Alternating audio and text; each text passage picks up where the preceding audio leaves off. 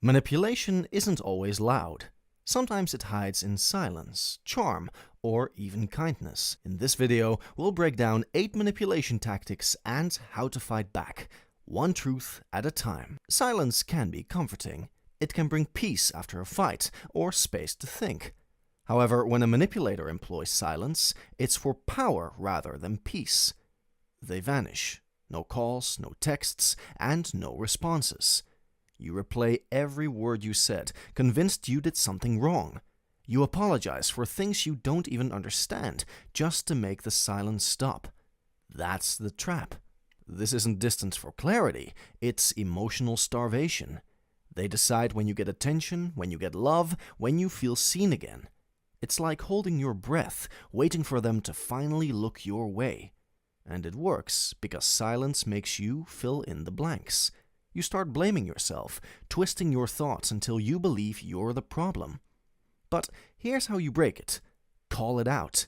Say, if you need space, take it, but I won't be punished by silence. Don't chase their attention. That's exactly what they want. The moment you stop begging for answers, their control weakens. Remember this, you can't build a connection with someone who uses distance as discipline. Healthy people communicate. Manipulators vanish. Their silence doesn't mean you did something wrong, it means they can't handle being held accountable. While silence can be a weapon, some manipulators choose a different approach, drowning you in affection. It starts like a dream. They text all day, compliments pour in, you're told you're different, perfect, the one. It feels electric, like you finally found someone who truly sees you. But what feels like love is often the setup. This isn't romance, it's love bombing. They move fast, too fast, talking about the future before you've even learned each other's middle names. Each conversation feels intense, deep, almost too good to be real. And that's because it isn't.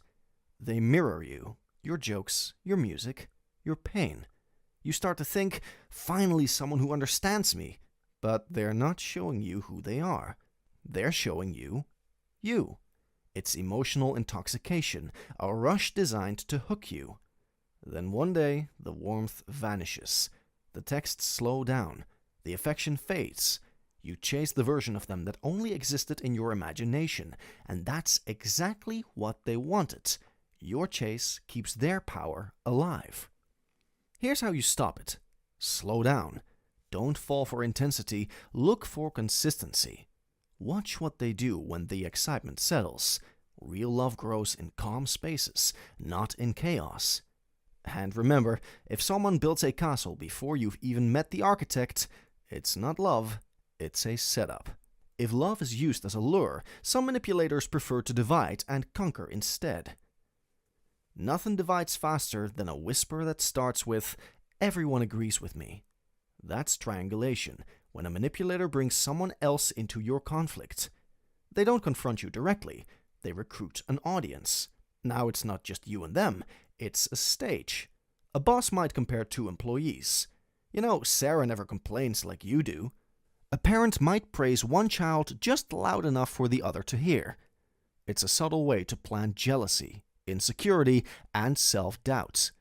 You start competing for approval instead of questioning the manipulation. That's the power of triangulation. It shifts your focus. You stop looking for the truth and start fighting for validation. And if you're fighting for it, the manipulator stays in control. Here's how you shut it down. Don't take the bait. If they try to drag someone else into the mess, say calmly, "Let's keep this between us." Refuse to play the role they've written for you. Whether it's the favorite, the problem, or the outsider, because every triangle needs 3 points to stand. The moment you step out, the shape falls apart. And that's the secret. When you stop performing, the triangle collapses. When confusion is their tool, twisting your reality becomes the next step. They don't erase your memory, they rewrite it. That's the eerie magic of gaslighting. It doesn't start with shouting, it starts with small, quiet lies. You're imagining things. That never happened. You're just too sensitive. First, you defend yourself, Then you start to doubt yourself. Over time, your own thoughts stop feeling safe. You question what you saw, what you heard, even how you felt. You start apologizing, not because you did something wrong, but because you're desperate for the argument to end. You shrink a little each time, thinking peace is worth the confusion. That's how gaslighting works, not by force, but by fog. It blurs the line between what's real and what's rewritten, until you no longer trust your own mind. But here's the truth. If it hurt, it happened. Your emotions are evidence. To break free, start collecting reality. Write things down. Save messages. Record how moments made you feel. Gaslighters thrive on confusion. Clarity is your shield. Because the facts remain the same regardless of how many times they misrepresent your words or reject your veracity. Just because someone else doesn't see reality doesn't mean it disappears. And once you stop explaining your reality to those who distort it, you finally reclaim your power, one truth at a time. If erasing your truth keeps them in control, some will try a subtler trick, appearing as your savior. Not every rescuer comes to save you, some come to script your rescue. That's the quiet power play of the White Knight. They arrive with a noble appearance, say the appropriate things, and help where you are most in need. However, despite their compassion and charm, their bravery frequently has unseen costs. They'll create chaos, then clean it up. They'll stir conflict, then swoop in as the one who can fix it. Before you realize it, you start to feel indebted, like you owe them for their loyalty, their effort, their sacrifice. Maybe it's that friend who always appears when things fall apart, but somehow things only fall apart when they are around. They thrive on your gratitude, your dependence, your belief that you need them. Because as long as you stay broken, they stay relevant. You become their project, a living reminder that they matter. And slowly you start to believe the lie that without them, you'd fall apart. That's how the White Knight wins, not by saving you, but by keeping you helpless enough to keep saving. Here's how to stop it. Accept kindness, but question motives. Ask yourself, does their help empower me or does it make me smaller? Real support doesn't create depth, it creates strength. The people who truly care don't need to be your hero. They want you to become your own. Because genuine love and friendship don't cage you in gratitude. They hand you the key to your own freedom. The right people don't fix your wings. They remind you you've had them all along. Not all manipulation wears a hero's mask. Sometimes it whispers disappointment instead. Manipulators don't always shout or argue. Sometimes they just sigh. A long, disappointed sigh. Maybe a quiet, cutting line like, "After everything I've done for you." No yelling, no anger, just silence thick enough to choke you. The unseen pressure is immediately noticeable. All of a sudden, you're going over every word and action again, wondering if you've been unfair, selfish, or ungrateful. You can no longer stand the weight of that quiet, so you start to apologize. That's the art of guilt tripping, the quietest weapon in manipulation. It doesn't punish you through rage, it punishes you through obligation. It twists your empathy until you mistake emotional control for emotional care. Think of a parent who calls you selfish for needing time alone, or a partner who reminds you of every favor they've ever done, keeping score like love is a debt. In their eyes, your boundaries become betrayal, and because you care, you take the blame. That's what makes guilt tripping so effective. It feeds on your compassion.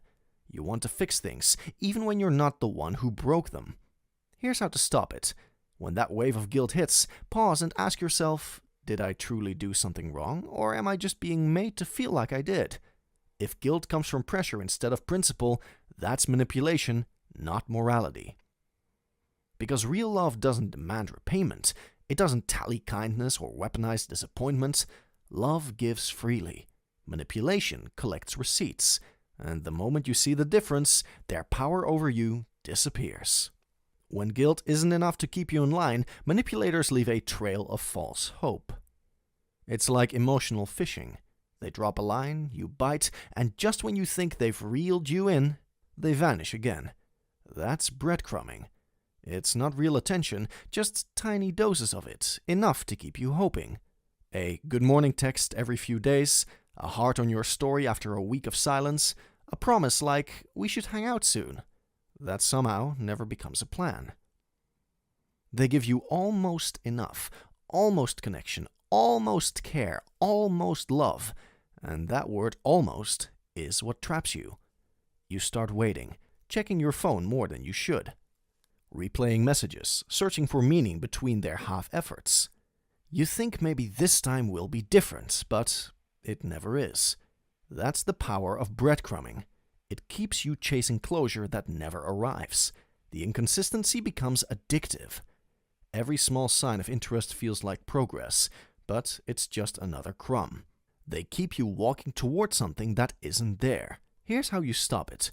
Recognize the pattern. Stop chasing potential and start watching consistency.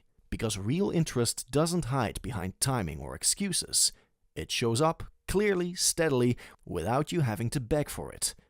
Attention without action isn't affection. It's manipulation disguised as effort.